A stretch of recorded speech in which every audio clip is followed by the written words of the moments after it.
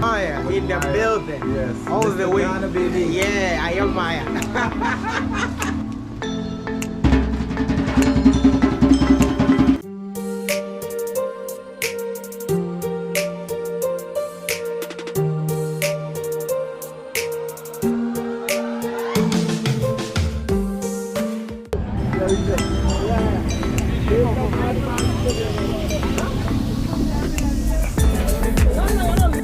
We have just entered a Route 44 minibus, and this is the Mahaica Georgetown, and we are heading to the village of Buxton. Yes guys, I'm heading to the museum in Buxton, and we're here to meet up someone special, so stay tuned guys.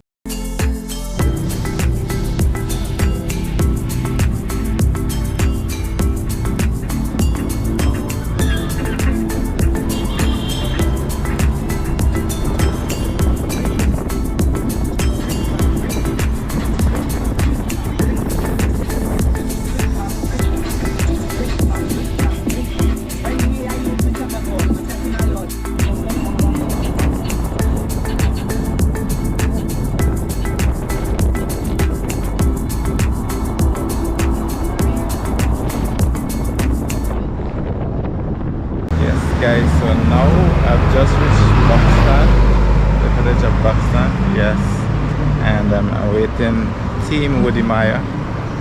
Yes, so as you can see over there, that is the Dial gas station. Yep, and this is Guyana. Yes guys, so good morning, Clint Andre here from Clint Andre Vlogs, and this morning I'm meeting up with someone special all the way from Ghana, all the way from the Africa continent. And look, this is who guys? What Maya in the building. Yes. All Mr. the way. Ghanababy. Yeah, I am Maya. And look at this, I just gave him a little Guyana brooch there. I'm looking too Guyana today, man. Yes, you know, yes, just yes. with my Coffee revolution. 1763 outfit. Yes, that representing. is great. That is great. Yes, man. So this here is where we meet Woody Maya, and lots of adventures in store. So stay tuned and subscribe to the channel. Yes, it. Please subscribe to the channel, man. It's a must. It's by force. Clint Andre Vlogs. Yes, guys. I love that. 592 representing. Yes guys, so we are now here at the African Museum here in Buxton.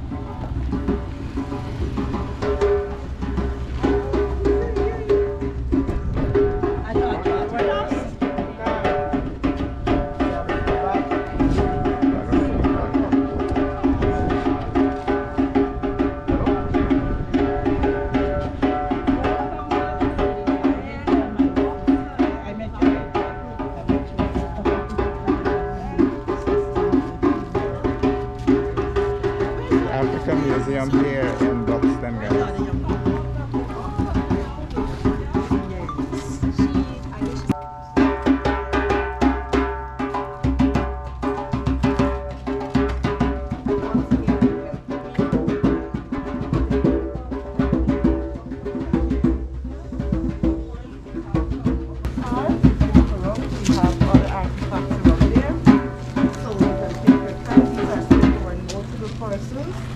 Contributed to the development of the community, and we don't only focus on Buxton and Friendship, the two villages, but other villages, Guyana, and even some other countries.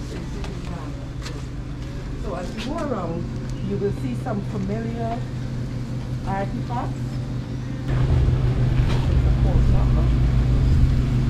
Why village called Buxton? Buxton has been named after Thomas Buxton, who was event. David Thomas Powell Buxton. Oh, Thomas Powell Buxton was the founder, not really the founder. He was the one who made representation for the village to become free. Slavery, one of the liberators. Sorry, one of the liberators, right. he's an Englishman, and because of his input, we retained the name, Thomas Buxton, from his last name, Thomas Ruler.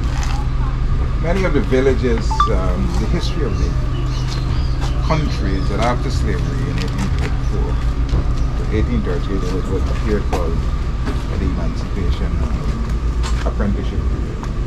But in 1838, during apprenticeship, they still had to work on the plantation as slaves, given a small stipend and so on.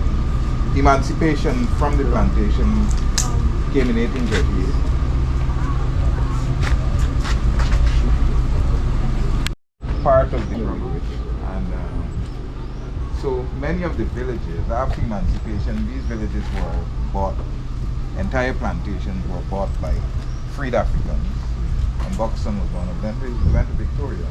Yes. Victoria was the first village that was bought. Buxton was the second village, and you had Pleasance and then Levy and so on. So over 100 and something villages were bought.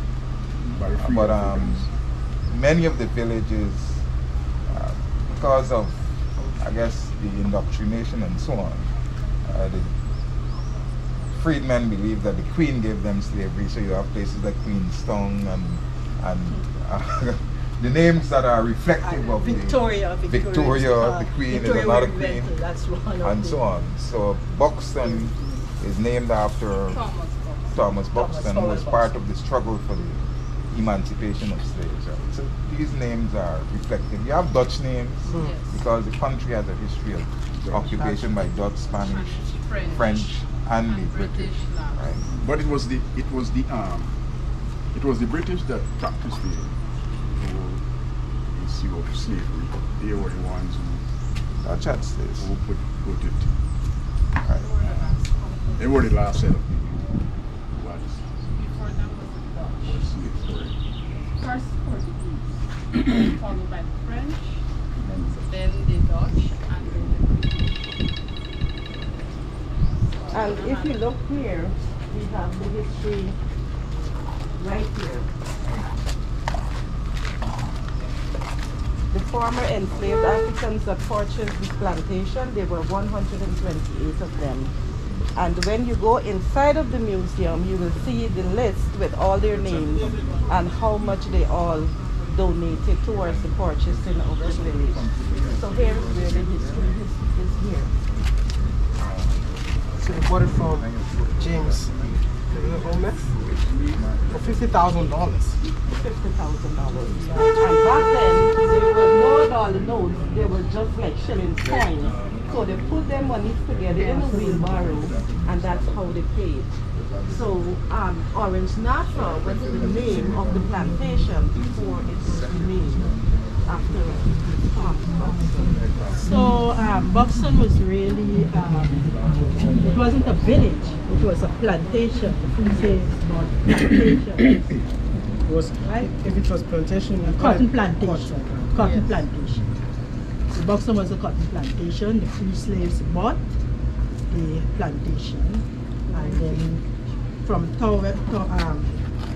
Archibald Oaks. It was Orange Nassau Orange Nassau before. as a plantation, right? And that was New Orange Nassau renamed Buxton after Thomas Powell Buxton, one of the persons who fought for the liberation of the slaves, right?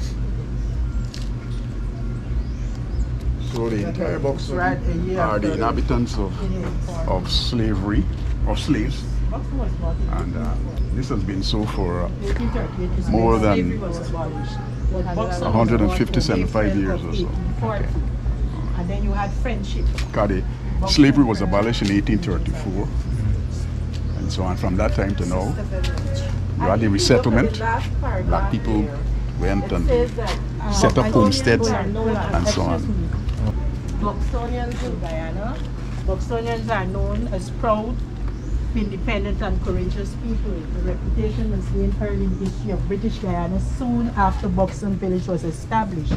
With the establishment of Buxton Village, the white people who had formerly dictated every area of the lives of Africans tried every underhand trick to continue doing so, including sabotaging the growth of the recently established village.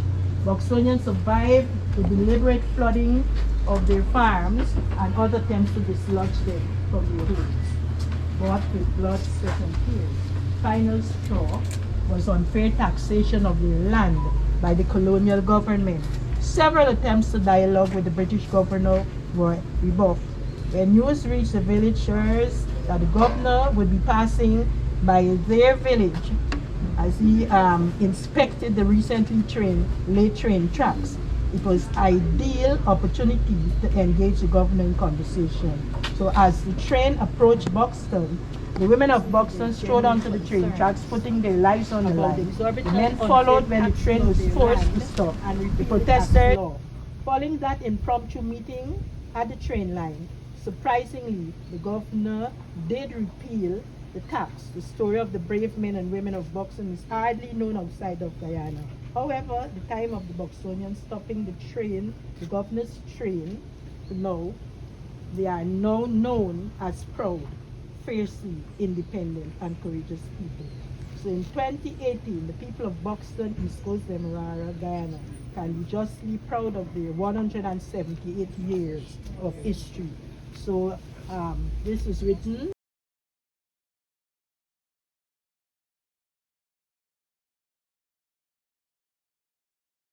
by Murphy Brown, April 1928.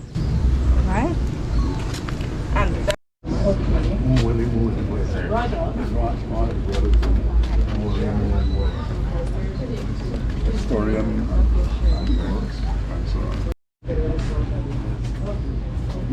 I wanted to meet one of our notable Buxtonians, Brother Mboya. And what you will notice, and then we would take it to the village elder, Brother UC, or you go to Agda, and then we would have a list of names. You have to say the day when the child was born, right? Can you spell out Agda? Spell out Agda, The African Cultural Development Association. Yes, so you have the date when the child was born, and that is how the child is gets its name. The naming ceremony. Does it? And then you have a naming ceremony too, and you also have wedding ceremony, African tradition. I think Brother Mboya would be able to tell you a lot about it because he has been very much involved. If you must know, I should add that we in Guyana, mostly from the Caribbean, are inhabitants of Ghana here. Sweet. Ghana is our ancestor or descendants. Also, right? That is a very important fact. I'm totally from Ghana too, right? Yes. And you're from Ghana too, right? Yes. Characteristics. And we even celebrate Ghana Day as well. Yes. That's why I'm dressed like this.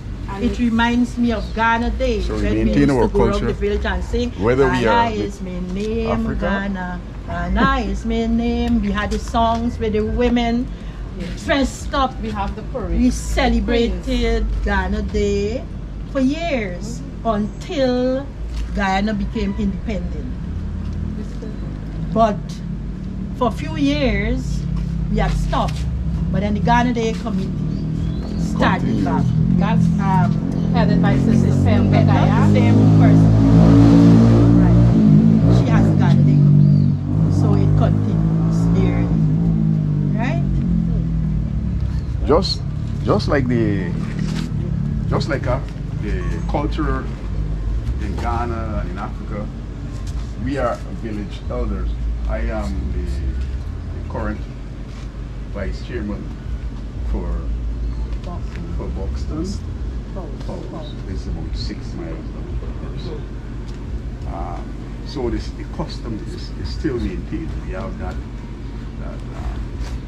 what you call group of elders that runs the community. It does the right work. Of course, we are guided by our youth. We take care of our young people as much as we can, and to the best of it, because this is a passing down thing. You know that, right? Yep. Right. So You see what happened?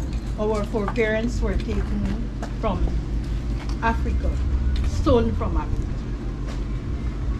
They took us from Africa, but they did not take Africa from us. Oh, that's right. Because many of the things that we do know were passed down from our ancestors. And still in the genes. And we still do it. For We instance, celebrate our emancipation celebration. We have it every August. When we entertain the village, we do our feeding of the elderly, etc. And we highlight stories about Africa and so on. And what I would want this brother to do, Brother Mboya, is to come on board and sing and let us talk. yeah. Chat, come on. As you can see, some of the our cultures from Africa in Ghana mostly. We have the folk knocking, and you notice that folk knocking is one of our main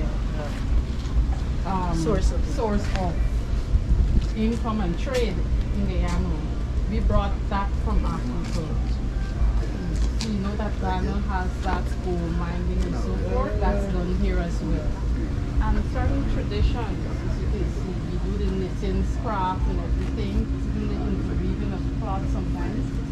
Well, the Ghana Day organization, they will normally do the kente, wear that kente material, because that's the national material of Ghana as well. So we're here and we try to bring that culture, keep it alive. What is that? That's the mark. That is the mother stick. We normally use it when we're pounding fufu Or yam, Plantain. plantain. From the Pepper, plantain, anything. whatever comes from the plantain. African dishes. Yes. And this is the shakere, the instrument. This doll is actually a South African doll. And you know the calabash? Yes, no about calabash. We use it as And we don't forget our African drums. So we have a drum. Vice President of the Eyes of the Ancestors, that's Mr. Ghanababy. He's been in the drumming for years. And we're trying to keep that culture alive where we have the talking drums. It emulates because drums were a form of communication back then, especially in the forms of slavery and so forth. That's why they muscles, and so they try to cut out the drumming and all these different things, but that was part of our communication. However, because we came with all our intelligence, we were able to strategize and work around, despite that, we were able to gain our unity, pool together resources, buy our lands, despite of the circumstances and situations that were issued up to us. Okay? So we want to inculcate that in this same time where our African people sometimes are going through that same thing here. So we have to bring together, unionize our African people, you know, and strategize to help them get back to the state where we can rise, we can have our own economies, and we will be glad to have you on board if we can push that link directly from Guyana to Africa. Bridge that link. Yes. So you talk about the drums. Our ancestors used the talking drum to send messages. You want to know how they got to overthrow Massa? It's through the drums. You know messages were being sent? You know messages were being sent from one estate to the other? It's the talking drum. One drum beats, the other village, the other estate takes it up, and then it goes on. And the other thing is that our people like to dance. Africans like to dance. They dance for anything. When you look at the African movies, you see how they dance. We dance too. During the slave trade, Massa would get a set of them and tell them dance. But what they did not understand, the dances were interpretive dances. Because when you tell me to dance, I am sending messages. You're telling me to dance, but here what's going to happen among us, we understand that the type of dancing that we do after the coup, we are going to do something to Massa. And they didn't understand that. They thought it's just dancing. So when you dance, depending on how you dance, it's plotting to do mass or something. You understand? You don't understand what I'm getting at? Good. So that is one of the ways of it. And then Miss was talking about the corn rolls. Yes. Corn rolls is where they used to hide their seed And the escape roots. They would plat out the escape roots through the corn rolls. Right? The seed too, when they go to gardens to plant, they take seeds and put in those corn rolls. You know? In order to drop them along the and that is roots. Drop them along the escape route and so on. Right? Ghana has the door of no return. That is because most of our people came from there. When I did my ancestral Ghana, Togo, Benin, Nigeria, those are where my ancestors came. Good? And yeah, so that we came here and we still maintain our African culture, black culture. And I must tell you, when the Africans came here, when they were brought here, they were not allowed to even use their own names. The whites renamed them. They were not allowed to practice their tradition, their culture. And you know the Africans are tribal people. So what they did, they split them, they mixed them, spread them out. They didn't want one tribe together because they were afraid they come up with plans. So they hinder with their communication and everything. So Africans were always suppressed, always. And like the history said, even when they bought the plantation, they already got their freedom, there were still attempts to keep them suppressed. When this plantation was purchased, they had the residential lands and cultivated lands at the back. If you have lot 1 at the front, you have lot 1 and the cultivated land. Attempts made to suppress them from developing this land. They flooded their farmlands, everything they did to sabotage them. And they hide taxes and all of that. So Africans are fighting all the years and still fighting for our ancestral lands. Right? So as if you finish outside, we're gonna go on the inside, but we don't do videos on the inside. So what we're seeing is that our African people are very creative, right? And most times they don't learn out of their creativity. As we know, we were the first inventors of the light, the musical instruments, and many other things, etc. Most of the things that are used presently. So we're trying to change that and emanate our creativity back to where we're supposed to be with our recognition. It's our people recognizing how gifted we are as African people. Because masses would have taken a lot of things from us, and we want to say, like Maya Angelou's poem, out of the ashes, yet we still I rise. So we're holding on to that, we rise, despite what the circumstances. Party's ready. Sure, so go ahead. You know what's for my cue, all right?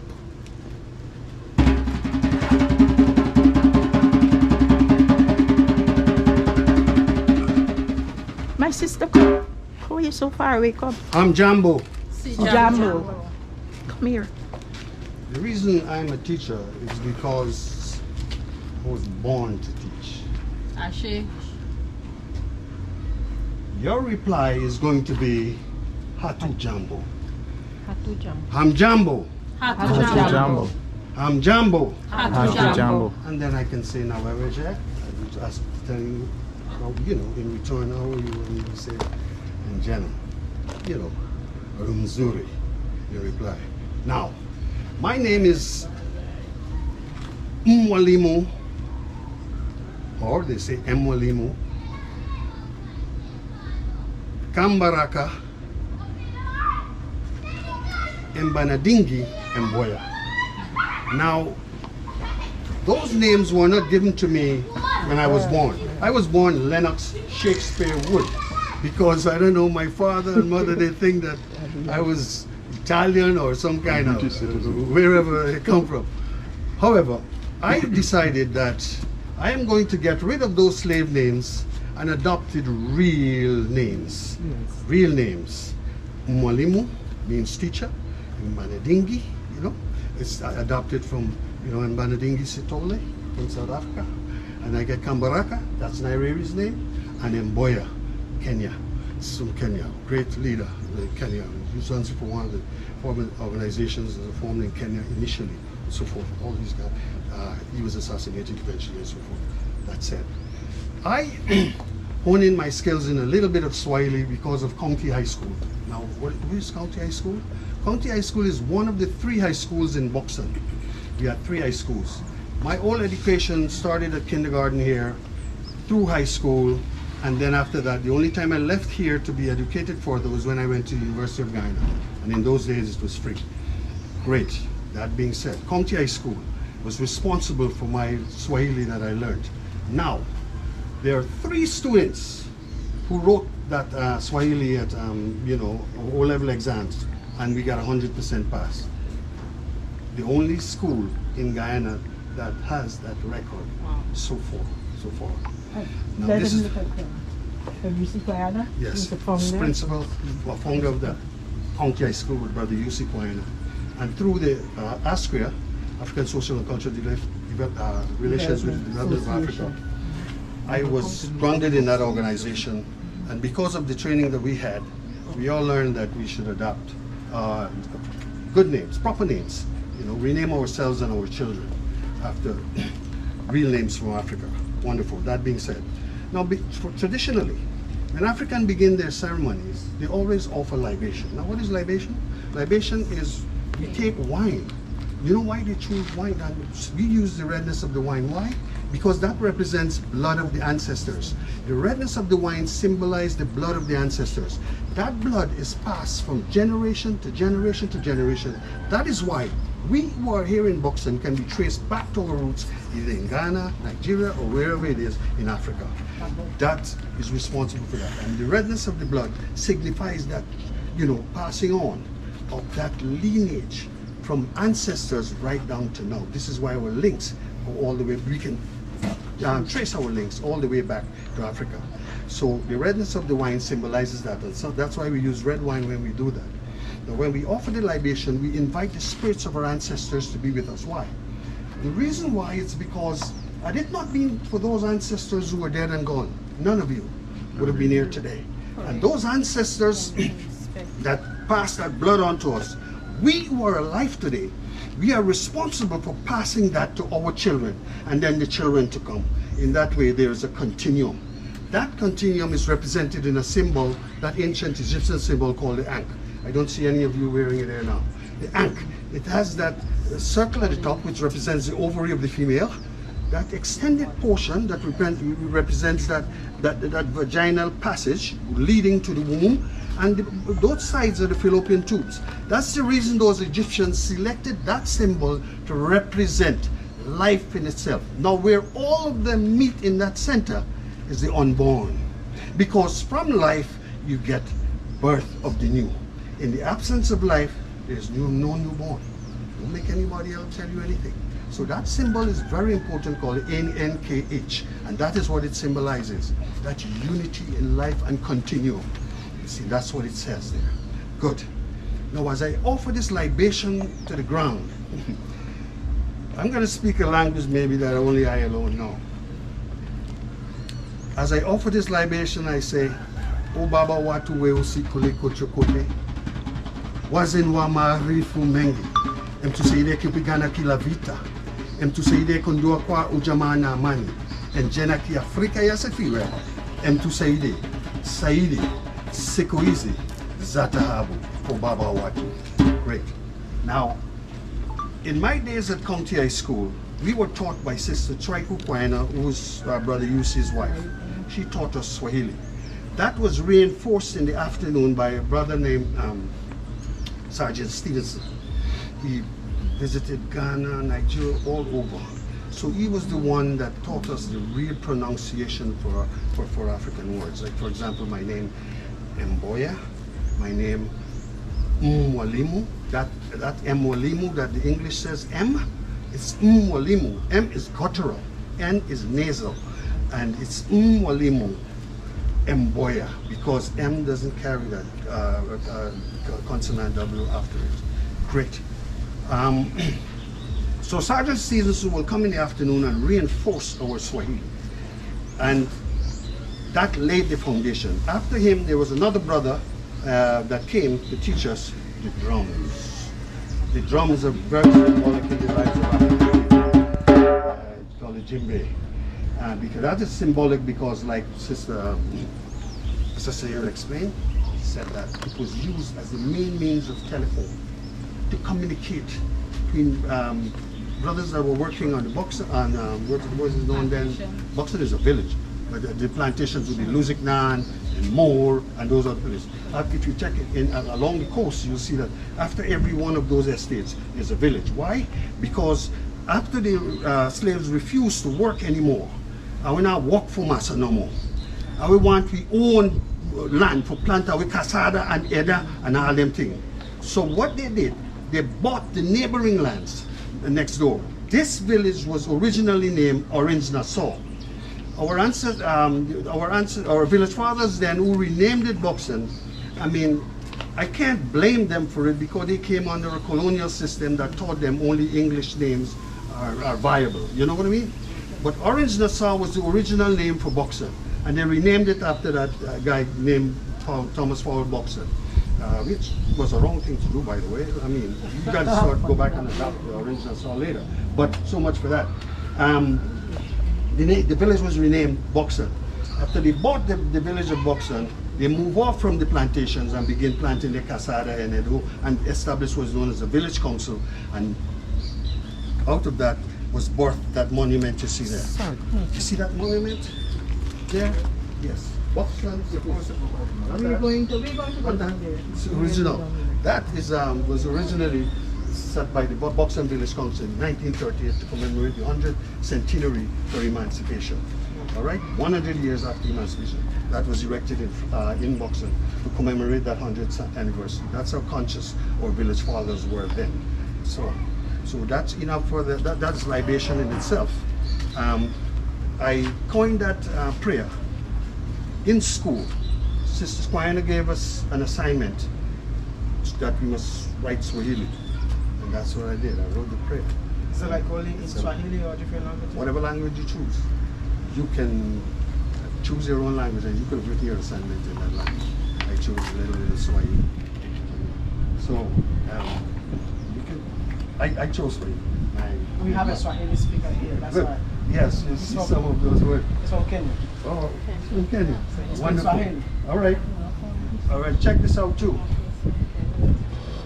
Munga ibariki Afrika, wabariki viongozi wake, ikina umani na umoja, izi na ngao zetu, Afrika na watu wake, ibariki Afrika, tubariki Afrika, tubariki watoto wa Afrika. Asante sana. That's Tanzania's national anthem. That's Tanzania's national anthem. I don't speak Swahili, but I also try to learn it. There you go. That's how I love What's your Good. language? I speak Tree, Fancy. Yeah, I'm from Ghana, so I speak Fancy and Tree. But he speaks Swahili, and he understands everything. Good. So, that was how my education came about, and my Swahili is limited to just what I learned in school there. Fine. I want to say Asante, thank you. Asante sana, thank you very much. Karibu, welcome. Karibu, welcome. Asante, asante. When I say Karibu, you say welcome. Then you say Asante. You want some song? Of course. Oh my God. Okay. All right. In certain parts of Africa, there's a song when you sing when you bring ushering in your elders, your respected people as well, and it goes like this.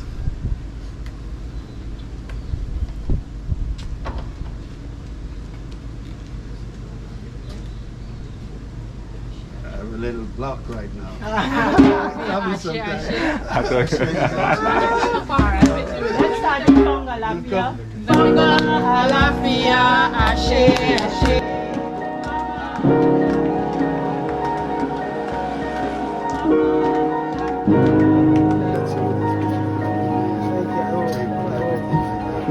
I appreciate You know about coconut water? Yeah. Go ahead.